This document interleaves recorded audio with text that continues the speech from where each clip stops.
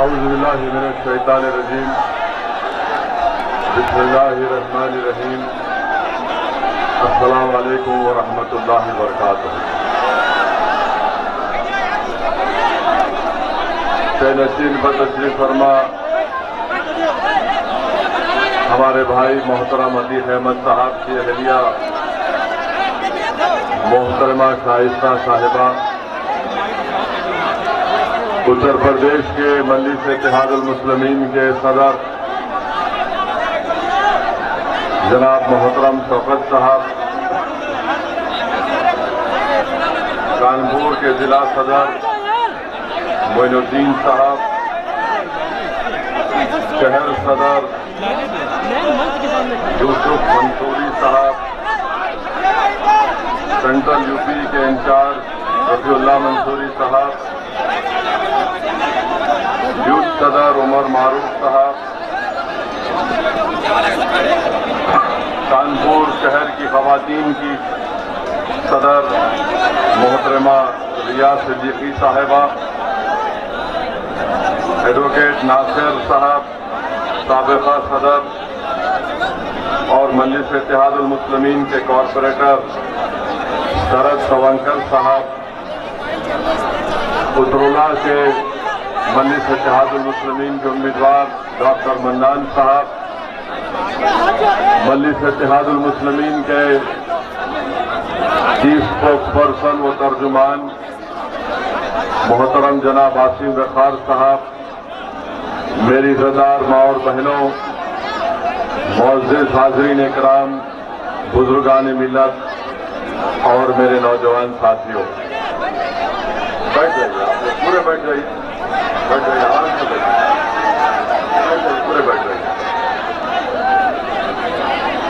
मेरे अजीज दोस्तों और बुजुर्गों, मैं अपनी आज की तकरीर को जो अल्लाह सुब्हानहू व तआला ने मुझे बोलने की सलाहियत दी है, मैं अपनी आज की इस तकरीर को यहाँ कोई नहीं बोलेगा, अब जाइए आप लोग, कोई नहीं बोलेगा।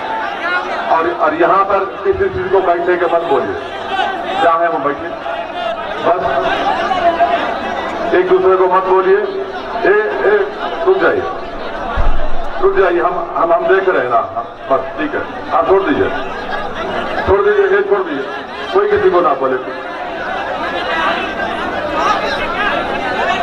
मैं आपको ये बताना चाहता हूं कि आज की मेरी ये तकरीर को मैं अपने अल्फाज जो आज अल्लाह मुझे बोलने की सलाहियत देगा, मैं अपनी पूरी मुकम्मल आज की तकरीर को कानपुर के वो मजलूम मोहम्मद रईस और मोहम्मद सैफ और आफताब आलम के नाम पर करता हूं, जिनको दिसंबर 2020 में पुलिस की गोलियों से उनको शहीद कर दिया गया था।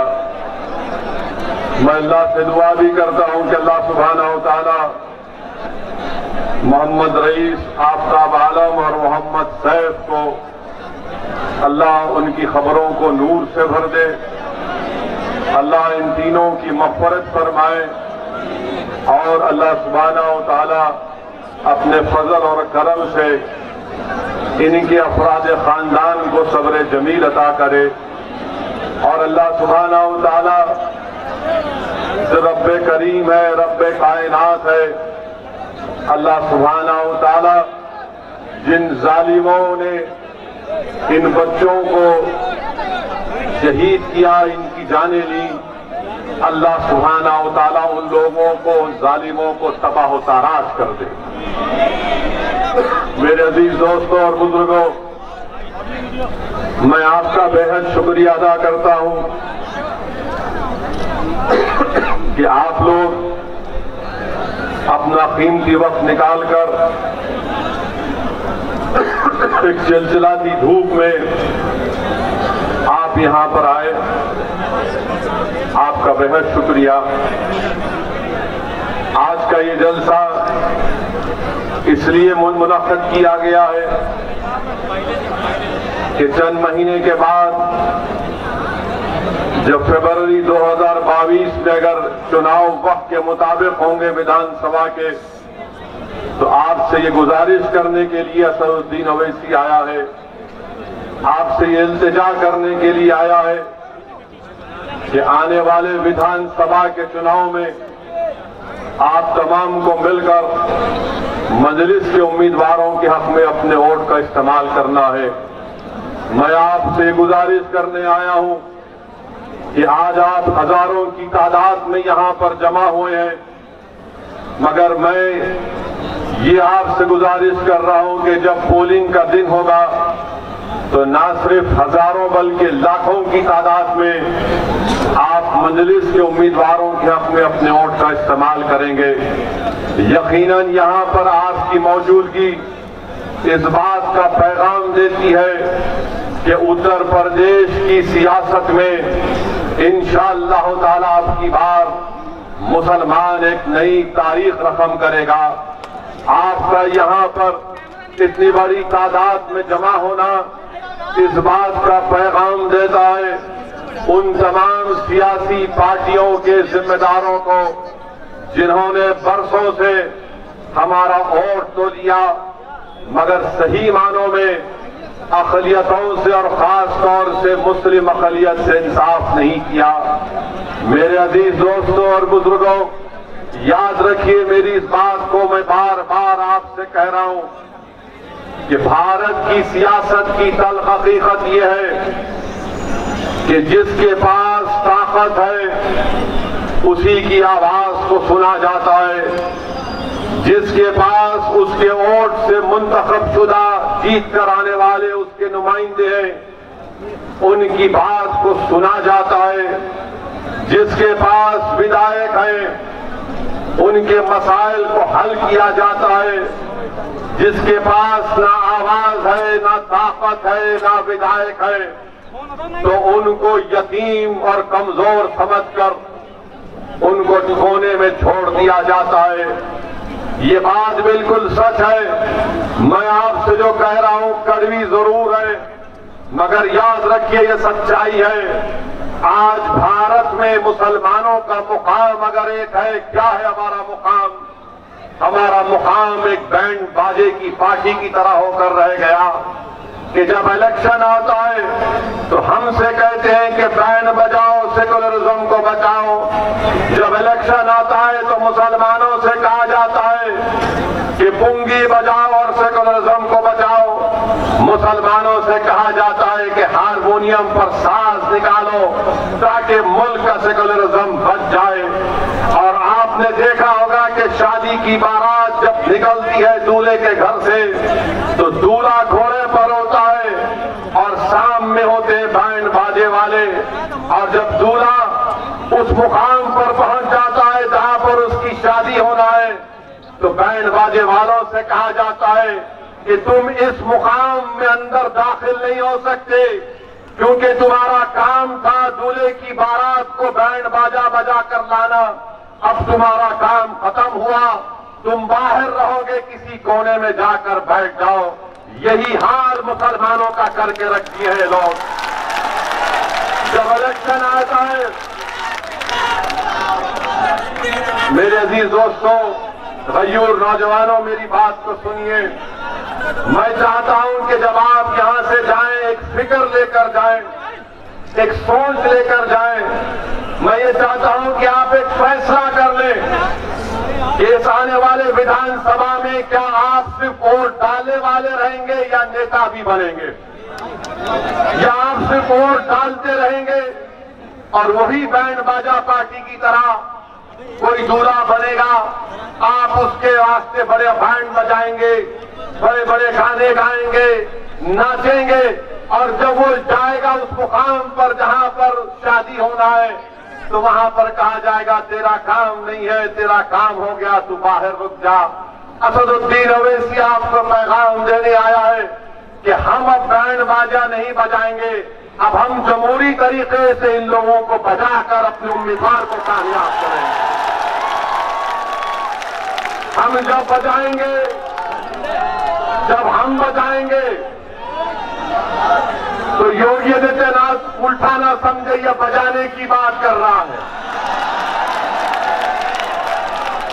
हम जमहूरियत में बजाने की बात कर रहे हैं। और कैसा बजाएंगे? हम अपना एक एक ओट पतंग के निशान पर दबाएंगे और दबा कर कहेंगे कि बेटा अपना जो तुम आप बाजा बजाओ, आप पुंगी बजाओ। आप अंदाजा लगाइए। आप सुनिए, मैं आपसे दाद हासिल करने नहीं आया हूं। ये कोई मुशायरा नहीं है कि शायर बोल रहा है वाह वाह मुकर्रर मुकर्रर कह रहे हैं। ये एक सियासी जलसा है। आप अपना कीमती वक्त निकालकर इतनी धूप में यहां पर हजारों की तादाद में आए हैं, तो थोड़ी देर के लिए मेरी बात को सुन लीजिए। मैं जो कहना चाह रहा हूं मेरे दिल के जज्बात हैं।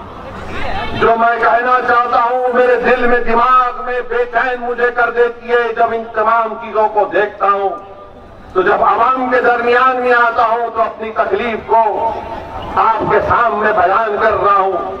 मेरे अजीज दोस्तों और बुजुर्गों, विधानसभा के चुनाव आ रहे हैं और आपको ये बताना चाह रहा हूं, आप जानते उत्तर प्रदेश की राजनीति में, उत्तर प्रदेश की सियासत में जिस किसी समाज का नेता है उस समाज की इज्जत की जाती है।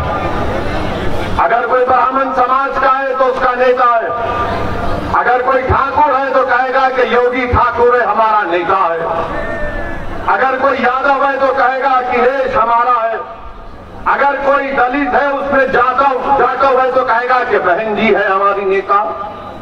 और अगर कोई कुर्मी होगा तो कहेगा कि अनुप्रिया हमारी बहन हमारी नेता है। कोई आगरे का बागेल होगा तो कहेगा कि वो हमारा नेता है। बताओ, अपने दिल पर हाथ रख के मैं तुमको अल्लाह का वास्ता देता हूं, तुम्हारा नेता कौन है उत्तर प्रदेश में? नहीं, आपका नेता उत्तर प्रदेश में कौन है बताओ? कोई तुम्हारा नेता है मुसलमानों का? नहीं, दिल पे हाथ रखकर पूछो, अपने आप से सवाल करो। जब सब समाज ने अपना अपना नेता बना लिया, अपने अपना पावर बना लिया, 19% मुसलमान उत्तर प्रदेश में एक किसी को नेता बनाया आपने। ये मुझसे मत कहो, ये अपने आप से कहकर दिलासा मत दो कि नहीं ये पार्टियां किसी को नेता बनाने नहीं देती हैं। मेरे अजीज दोस्तों और बुजुर्गों, ये जो जमहूरियत है, भारत का संविधान आपको इस बात की इजाजत देता है कि आप नेता बने। और अगर ये नाम निहाद सेकुलर पार्टियां अगर आपको नेता नहीं बनाना चाहती है तो क्या आप खामोश बैठ जाएंगे? क्या आप आगे बढ़कर अपना हक हासिल नहीं कर सकते? मैं आपको बताने आया हूं कि असदुद्दीन ओवैसी यहां पर अपनी मकबूलियत के लिए या अपनी अना की तस्कीन के लिए नहीं आया। असदुद्दीन ओवैसी उत्तर प्रदेश को इसलिए आया है, आता रहेगा इंशाअल्लाह ताला, जब तक अल्लाह मुझे जिंदा रखेगा उस वक्त तक आता रहूंगा, उस वक्त तक आता रहूंगा जब तक अल्लाह मेरे जिस्म में एक सांस को बाकी रखेगा। मैं अपने मरने से पहले, अल्लाह मुझे बुलाने से पहले मेरी एक ही ख्वाहिश है कि उत्तर प्रदेश में असदुद्दीन ओवैसी से बेहतर एक नहीं बल्कि 100 नेता बने जो आपकी आवाज बन सके। ये काम आपको करना है। और याद रखो, इस तरह जज्बाती नारे मारने से कोई नेता नहीं बनता, ना इस तरह की जज्बाती बातों से नेता नहीं बनता। नेता उस वक्त बनता जब आप मुत्तहिद होंगे, जब आप इत्तेहाद को मजबूत करेंगे। देखो, यादव 11% है मगर मुत्तहिद है, ठाकुर है, ब्राह्मण है, बनिया है, जाटव है, मुत्तहिद है। अगर कोई इंतजार का शिकार है, कोई मुत्तहिद नहीं है तो मुसलमान है। आप मुत्तहिद नहीं है। मुझे शिकायत गैरों से नहीं, मुझे शिकायत आपसे है।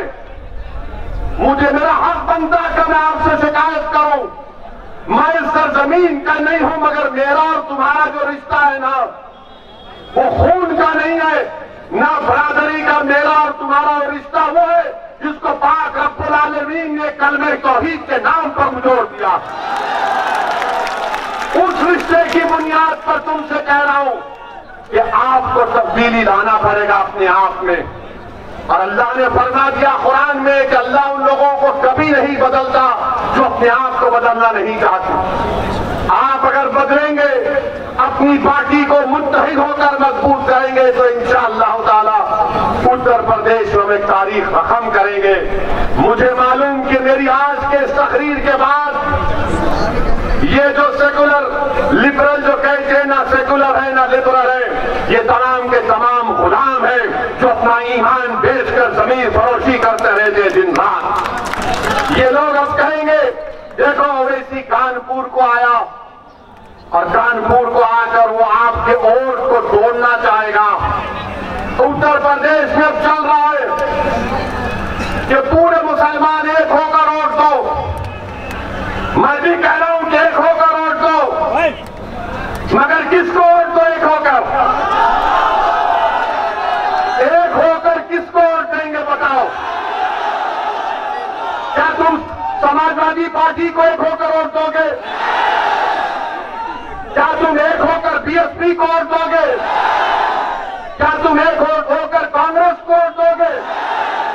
क्या तुम एक होकर बीजेपी को वोट दोगे? तो फिर किसको वोट दोगे? नहीं, आप मुझे नहीं अपने आप को वोट देंगे इस बार इंशाअल्लाह ताला। इस बार आप अपने आप को वोट देंगे अपने मुस्तकबिल के लिए, अपने बच्चों के रोशन मुस्तकबिल के लिए।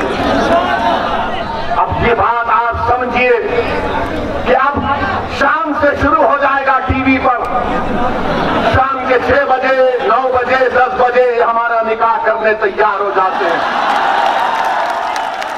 ओवैसी का उत्तर प्रदेश के चुनाव में एक और भड़काऊ भाषण। अच्छा, बुलाते किसको है? कांग्रेस को बुलाते, समाजवादी को, बीएसपी को, बीजेपी को बुलाकर मजलिस कदमी को बिठाकर पूछते ये मुस्लिम वोट की क्या बात कर रहे हैं? तो पूरे बीजेपी, एसपी, कांग्रेस सब मिलके बोलते ना ना ना, ये तरह की फिरका परस्ती की बात, कम्युनिज्म की बात नहीं करनी चाहिए थी ओवैसी को। मैं ये कह रहा हूं कि तुम क्यों नहीं खुल के कहते? तुम क्यों नहीं कहते, चाहे बीजेपी हो, बीएसपी हो, कांग्रेस हो, एसपी हो, कि हिंदू भी मिलकर वोट दो? बोलो ना, क्यों नहीं बोलते? नहीं बोलेंगे वहां पर, इसलिए नहीं बोलेंगे कि डरते हैं बोलने के लिए। असदुद्दीन ओवैसी सिर्फ अल्लाह से डरता सच बयान कर रहा है आपके सामने। सुनिए, कानपुर के पार्लियामेंट इलेक्शन में कौन जीता? यहां से कौन जीता? सांसद कौन सी पार्टी का है? डरिए मत, जोर से बोलिए। क्या आपने उसको वोट दिया? क्या आप किसी को जानते कानपुर में मुसलमान ने वोट दिया? क्या आप किसी उत्तर प्रदेश में किसी मुसलमान को जानते जिसने मोदी और योगी को वोट दिया? फिर कैसे जीता? कैसे जीता? फिर कैसे जीता बताइए ना, कैसे जीता? किसको जिताया? अब हम ये सवाल करते हैं तो इनके पास जवाब नहीं रहता। यानी मुस्लिम वोट की बात आएगी, तुम हमको छोड़कर नहीं जाना, तुम हमारे घर के नौकर हो, गुलाम हो, कैदी हो, तुम अपने मुस्तकबिल के बारे में नहीं सोचता, हम तुम्हारे आका हैं, हम सोचेंगे। मगर जहां पर हमारे हिंदू भाइयों के वोट का मामला आएगा, हमारे ब्राह्मण भाइयों के वोट का मामला आएगा, यादव भाइयों के वोट का मामला आएगा, ठाकुरों के वोट का मामला आएगा, जाट के वोट का मामला आएगा और अदर बैकवर्ड क्लास के वोट का मामला आएगा, सब खामोश बैठे रहेंगे। वो नहीं कहते ये बात। आप मेरी बात को याद रखना, जैसे जैसे चुनाव करीब आएगा लोग आएंगे जिसको मैं दल्ले कहता हूं, वो दल्ले आएंगे तुम्हारे दरमियान में जिन्होंने अपना जमीर बेच चुके हैं। और मैं इन दल्लों से कहा आओ मेरे से मुकाबला करो, बहस करो, तुम 10 मिनट नहीं कर सकते मेरे सामने। अब बोलेंगे नहीं नहीं, मिलकर वोट डालो, मिलकर वोट डालो। देखो, याद रखो, हम जब बचपने में थे तो हमने कहानी पढ़ी थी कि कहानी में था कि बच्चों को कहा जाता कि सो जाओ, शेर आएगा, पूरा डाकू आएगा, ये आएगा, वो आएगा। मेरे भाई, आपके इस बोलने से क्या हासिल हुआ बताइए? क्या आपने बीजेपी को रोक पाया? आपने वोट नहीं दिया, मुसलमान ने तो बीजेपी को वोट नहीं दिया। 2019-2014 में पूरे मुल्क में, पूरे भारत में खाली 6% मुसलमानों ने बीजेपी को वोट दिया। अब आप बताइए फिर कैसे जीता मोदी? इसका जवाब आपके दिल में है, आपको मालूम है, आपको फैसला करना है। मेरे अजीज दोस्तों और बुजुर्गों, क्या आपको मालूम कि उत्तर प्रदेश में लोकसभा के चुनाव में सपा और बीएसपी मिले तो 75% मुस्लिम वोट इनको मिला। 75% आपने झोली भर भर के दिया इनको। आपके दिमाग में बात पैदा हो के डालना है मुझे मोदी को हराना है। अच्छा किया आपने, मगर हुआ क्या? अखिलेश यादव के घर के 3 लोग हार गए, हारे ना। कांग्रेस पार्टी के राहुल गांधी अमेठी से हार गए, हारे ना। और वो हमको बोल रहे कि हम यहां पर क्या कहा, विजिटर हैं, मेहमान हैं। प्यारे, तुम्हारी मेजबानी मैं करने आया हूं। 15 लोकसभा सीट पर सपा और बीएसपी कामयाब हुए। एक सीट पर मोहतरमा सोनिया गांधी साहिबा कामयाब हुई। अब आप सोचिए, 75% आपने वोट दिया तो पूरे उत्तर प्रदेश में ये बीएसपी, सपा, कांग्रेस के 16 लोग जीते, बाकी पर बीजेपी जीत गई। मैं जिम्मेदार हूं इसका। क्या मेरा कैंडिडेट था? क्या मजलिस इत्तेहादुल मुस्लिमीन का कोई उम्मीदवार था? कैसे जीते? तो मालूम हुआ कि हमारे हिंदू भाइयों ने 71% हमारे हिंदू भाइयों ने 2019 के पार्लियामेंट के चुनाव में नरेंद्र मोदी को अपना वोट दिया। इसका जवाब दो। जो असदुद्दीन ओवैसी पर इल्जाम लगाते हैं, तुम्हारा इल्जाम झूठ है। कैसे हार गया तुम्हारा राहुल गांधी? किसने हराया राहुल गांधी को? क्या मेरे अजीमनाथ उड़कर अमेठी को जाकर लोगों को बोले? क्या मैंने कान में आयतल कुर्सी पढ़ के फूंक दिया सबके? फिर कैसे हारा राहुल गांधी बताओ? राहुल गांधी इसलिए हारे क्योंकि उनको मुस्लिम वोट मिला मगर हिंदू वोट नहीं मिला, इसलिए वो हार गए। वो केरला जाकर जीतते, वायनाड क्यों जीतते? इसलिए जीतते हैं कि उस कॉन्स्टिट्यूंसी में 35% के करीब मुसलमान हैं, वहां पर जीत गए। अमेठी में नहीं थे, अमेठी में हार गए। मगर हारने का राज, हारने की वजह नहीं, ओवैसी की वजह से हारे। यानी अब ये हाल हो गया कि अगर इनके घर में कल भैंस दूध नहीं देगी तो बोलेंगे ओवैसी सामने से गया था। कल सुबह 4 बजे सुबह में मुर्गा भांग नहीं देगा तो बोलेंगे नहीं, ओवैसी की तकरीर रात में मुर्गा ने सुना था, इसलिए पुकारना भूल गया। और अगर कोई 50 साल का होकर भी शादी ना करे तो बोलेंगे नहीं, इसमें भी सोचना पड़ेगा क्या वजह। यानी हर चीज की जिम्मेदारी मुझ पर, हर चीज की जिम्मेदारी मुझ पर। मेरे अजीज दोस्तों और बुजुर्गों, मैं आपको बताने आया हूं कि हर समाज का लीडर है, हर समाज के पास उनकी एक सियासी पहचान है, उनकी क़यादत है और इसीलिए उनके मसाइल हल होते हैं। पूछो, आप बताओ अपने आप से कि CAA का जब कानून पार्लियामेंट में बनाया जा रहा था, पूरी पार्लियामेंट में बीजेपी के 300 MP के सामने, अमित शाह के सामने किसने बताया कि CAA का कानून काला कानून है? और अमित शाह के सामने हमने कहा है कि अम्बेडकर के बनाए हुए संविधान के खिलाफ है, ये काला कानून है, मैं इसको नहीं मानता, उस कानून को फाड़ दिया मैंने। आप बताइए ये लोग क्या कर रहे थे? आज मजलिस को कांग्रेस सपा बोलती है कि ये वोट काटने आए। पूछिए इन पार्टियों से कि जब अमित शाह ने 2019 जून या जुलाई में अनलॉफुल एक्टिविटीज प्रिवेंशन एक्ट का कानून का तरमीम करने का बिल लाया, और वो कानून क्या कहता है मालूम आपको? दिल्ली सीआईए का एक इंस्पेक्टर कानपुर के किसी एक बच्चे को टेररिस्ट करार दे सकता है बगैर उस पर कोई केस आए। उस कानून की तारीफ किसने की? कांग्रेस ने की। उस कांग्रेस की तारीफ, उस कानून की तारीफ समाजवादी पार्टी ने की। उसकी मुखालिफत कौन किया? कौन तरमीमात पेश किया? किसने उस कानून के खिलाफ वोट दिया? वह मजलिस इत्तेहाद मुस्लिमीन असदुद्दीन ओवैसी और इम्तियाज जलील। क्यों किया आपने तारीफ की?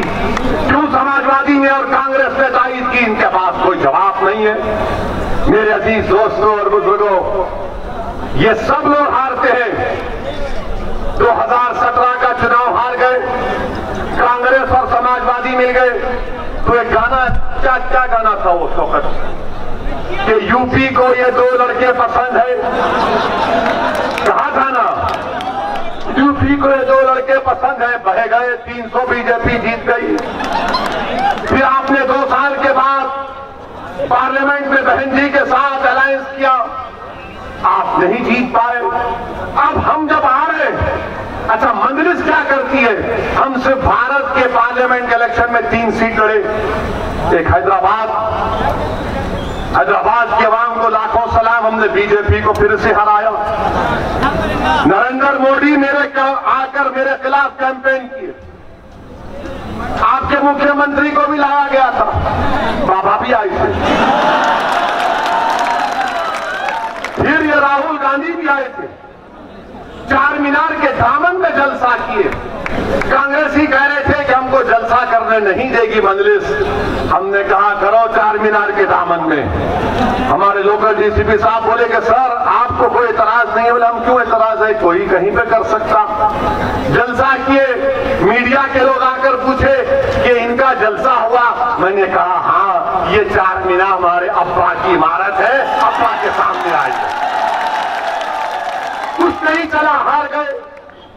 अरे हर चीज की जिम्मेदारी मजलिस पर डाल दो, क्योंकि लोग जानते हैं कि जिस दिन भारत का मुसलमान इन बातों को समझ जाएगा कि मेरे वोट की कोई कीमत नहीं है और मेरे वोट से मोदी बीजेपी नहीं जीत रही है, मैं अपने वोट का सही इस्तेमाल जब करूंगा, जब अपने पार्टी के उम्मीदवारों को कामयाब करूंगा, जब हम मुत्तहिद रहेंगे, आपके दिलो दिमाग में शुकूक और शुबात होंगे।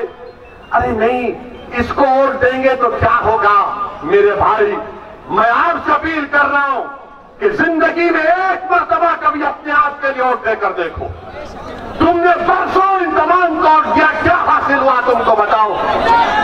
तुमने आज हम तमाम ने सुना कि अतीक साहब की अहलिया हमारी बहन है।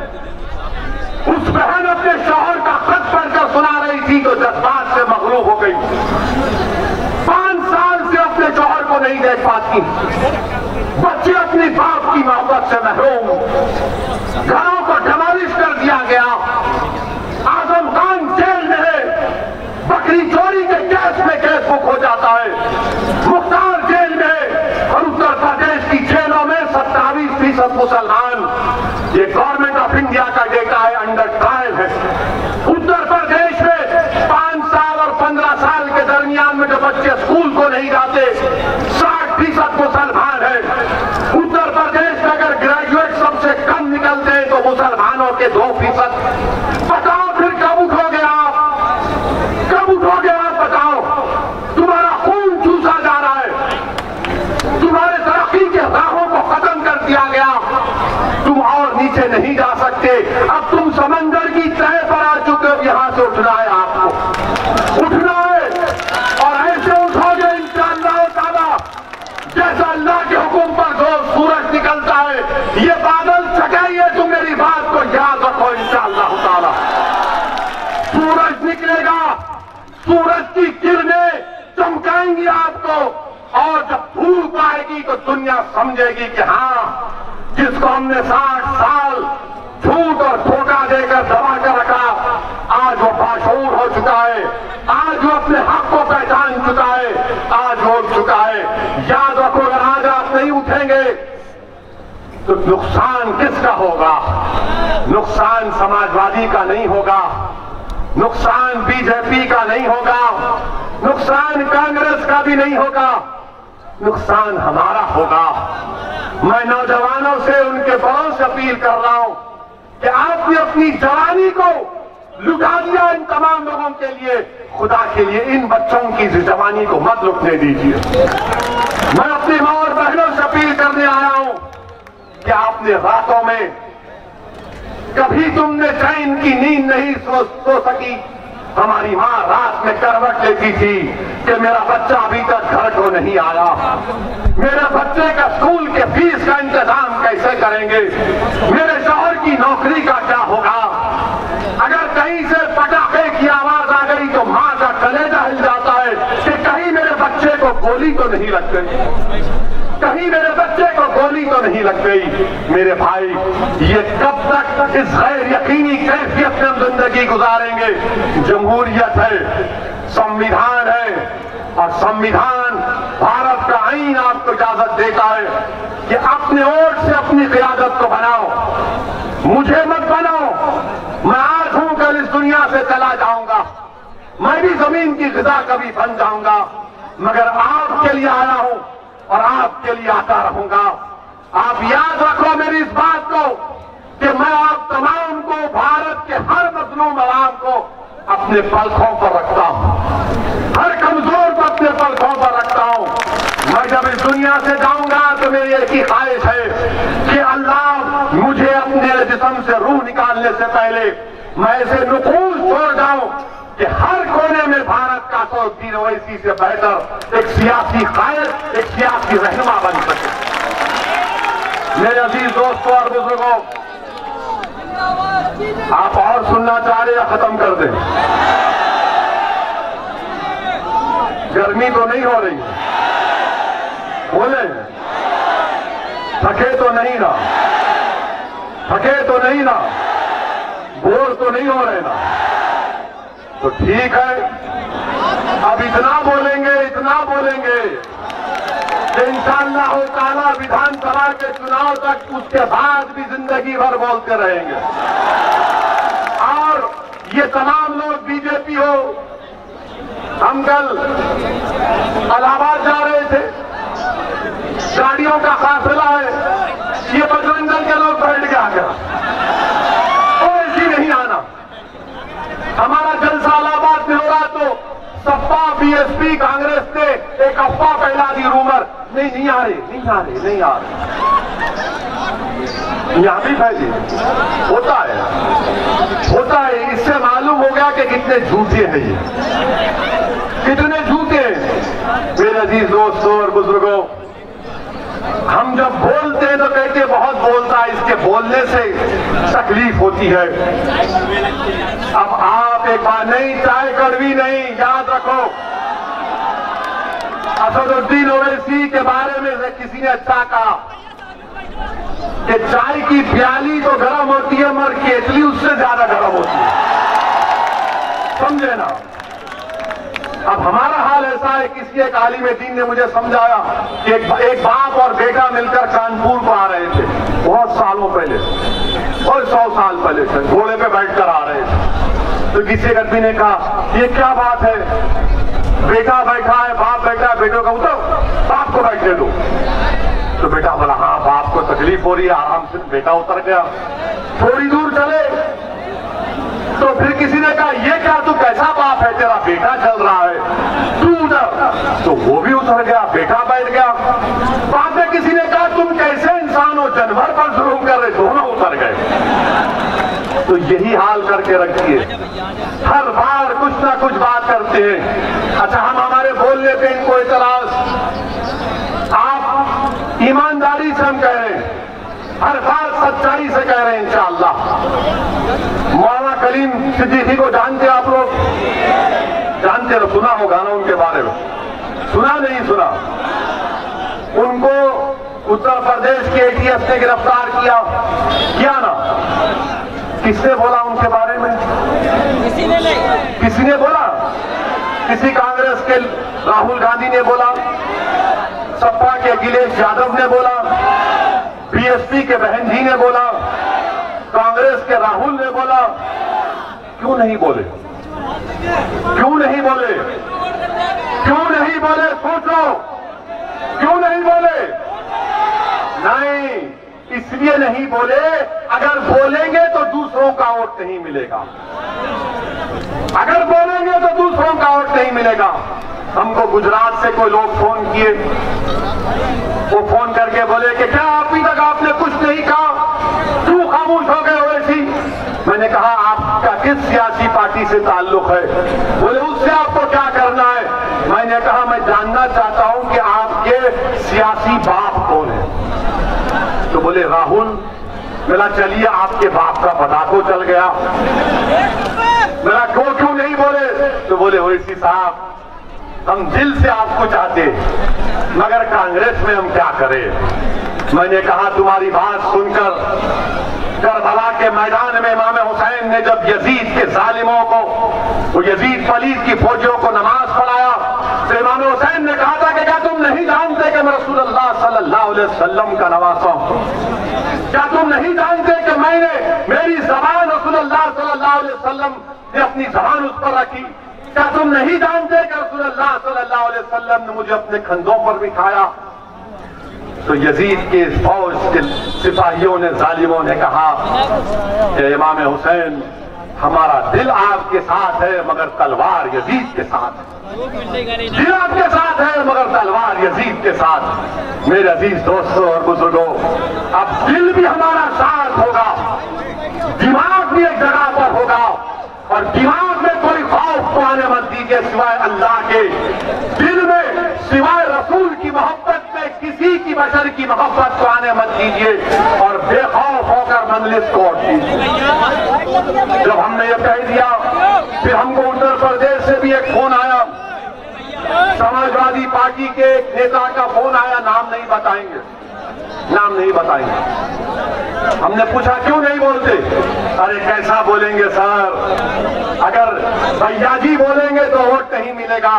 तो खैर हमने मौलाना कलीम सिद्दीकी के बारे में कहा, और आज भी कह रहे हैं कि उनके वकील से हमारी बात हुई, और उनके वकील ने साफ कह दिया कि केस में कोई दम नहीं है। योगी सरकार सिर्फ मौलाना कलीम को सताना चाहती है, ये केस नहीं टिकेगा, मगर ये तकलीफ देना चाहते हैं। आप बताइए, बोलते नहीं है, बोलने की हिम्मत नहीं है, मगर वोट लेने जरूर आएंगे, वोट लेने आएंगे। मिलकर वोट डालो, मिलकर वोट डालो, ओवैसी की बात से मचाओ। अरे मौलाना कलीम के बारे में बोलो। अच्छा, मैं इन कांग्रेसियों से पूछना चाहता हूं, बाबरी मस्जिद का फैसला आया, बाबरी मस्जिद का क्रिमिनल केस का भी फैसला आया, जिसमें कोर्ट ने कहा कि कोई भी मुजरिम नहीं है। मैंने उस फैसले के ताल्लुक से कहा कैसे मुमकिन है, ये गलत फैसला है। हमने मोदी से मुतालबा किया कि उस फैसले के खिलाफ अपील करो हाई कोर्ट में। क्या तुमने कांग्रेस, सपा, बीएसपी से सुना कि उस फैसले के खिलाफ अपील करना? क्यों नहीं बोलते आप? मेरे अजीज दोस्तों और बुजुर्गों, ये इनकी हिमाकत नहीं है, मुनाफिकत है कि मजलिस के बढ़ते हुए खत्मों को देखकर खौफ खाते हैं। मेरे अजीज दोस्तों और बुजुर्गों, CAA का एहतजाज हुआ तो रईस को जो बर्तन धोता था उसको गोली मार दी गई। बाबापुरे के रहने वाले लोग अवाम पर माशाल्लाह से पुलिस घुसकर गाड़ियों के आईने तोड़ी था। क्योंकि ने कहा ठोक दो तो आईने तोड़ रहे हैं, घर के सामने बंडे उठाकर फेंक रहे। वीडियो देखा मैं, वीडियो देखा, वीडियो डालने वाले पर केस बुक करो। आफ्ताब आलम जो स्कूल में काम करता था, भीड़ आई, भीड़ से बचने के लिए किसी घर में छुप गया, बाहर निकला तो आफ्ताब आलम के सीने में गोली लग गई, मोहम्मद सैफ मर गया। बताइए मेरे अजीज दोस्तों और बुजुर्गों, उन माओं पर, उन घर वालों पर क्या गुजरती होगी। मेरे अजीज दोस्तों और बुजुर्गों, मुत्तहिद रहिए, अपने वोट का इस्तेमाल करिए, अपने वोटों का सौदा होने मत दीजिए, अपने वोटों का सौदा होने मत दीजिए। और मैं हमारे अतीक अहमद साहब की अहलिया से, भाभी की मौजूदगी में कहना चाह रहा हूं मैं इनको टिकट नहीं दूंगा, ये टिकट देंगे इंशाअल्लाह ताला, ये टिकट देंगे। आप टिकट देंगे, उत्तर प्रदेश का मुसलमान टिकट देगा। और मुझे इसकी कोई परवाह नहीं है कि जो टीवी वाला बोलता है बोले, जो लिखता है लिख ले। अरे तुम क्या करोगे, क्या लिखोगे, क्या बोलोगे, मेरी इज्जत की जिम्मेदारी अल्लाह दिया है, मेरी रोजी की जिम्मेदारी अल्लाह दिया है, मेरी दीन और दुनिया की कामयाबी का फैसला अल्लाह करेगा। मुझे आंख से बताएगा तो सरकार दो आलम सल्लल्लाहु अलैहि वसल्लम की सिफात। अब तुम मेरा कुछ नहीं कर सकोगे, हाँ तुम मेरी जान ले सकते, हाजिर हो प्यारे, ले लो, मैं तैयार हूं, क्योंकि वो जान तुम नहीं लोगे और रब्बे करीम फैसला कर चुका है कि कौन इस दुनिया में कितने दिन जिंदा रहेगा। मेरे अजीज दोस्तों और बुजुर्गों, अब ये जो यहाँ पर अगर थोड़े बहुत कांग्रेस के सपा के लोग हैं वो बोलेंगे ये ज्यादा हमको ही बोल रहे हैं, बाबा को नहीं बोले, मोदी को नहीं बोले। पहले जो है कमजोर को बोला जाता है, उसके बाद तुम्हारे से जो ज्यादा ताकतवर है उसको बोला जाता है। हमारी नजर में ताकत तो सिर्फ अल्लाह के पास है, ना योगी के पास है, ना मोदी के पास है, ताकत जमीन और आसमान के बनाने वाले के पास। अच्छा, आप ये कांग्रेसियों से एक और पैगाम, यहाँ पर इनके 2 MLA हैं, इनका आज रात से इनको जरूर बेचैनी शुरू हो जाएगी। महाराष्ट्र के चुनाव हुए असेंबली के, महाराष्ट्र के चुनाव में पूरे कांग्रेस हर महाराष्ट्र के हर गांव में जाकर ओवैसी को वोट मत दो, बीजेपी शिवसेना आ जाएगी, ओवैसी को वोट मत दो, बीजेपी शिवसेना आ जाएगी।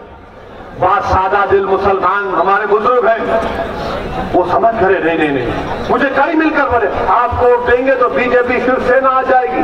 हम अपने बुजुर्गों से बोले कि चाचा ये यहाँ पर शिवसेना कांग्रेस मिलने वाली, बोले नहीं नहीं हम नहीं दे सकते। जो नौजवान था वो तो तय कर चुका था कि नहीं अब के बाद हम ओवैसी का साथ देंगे। तो इलेक्शन हो गया, इलेक्शन होने के बाद क्या किया कांग्रेस ने, शिवसेना का मुख्यमंत्री बना दिया, शिवसेना को चीफ मिनिस्टर बना दिया, हमारे नाम से डराकर वोट तो लिया मुसलमानों का महाराष्ट्र के, और शिवसेना को मुख्यमंत्री बना दिया। मेरे अजीज दोस्तों और बुजुर्गों, इन बात पर आपको गौर करना है और बीजेपी को हराना है इंशाअल्लाह ताला। इस चुनाव में हराएंगे ना योगी को, हराएंगे ना योगी को, पूरे दम के साथ योगी को हराएंगे, मोदी को हराएंगे इंशाअल्लाह। योगी भी हारेंगे, मोदी भी हारेंगे। अब ये बताइए, रुक जाइए, अब इन्होंने क्या किया, कानपुर में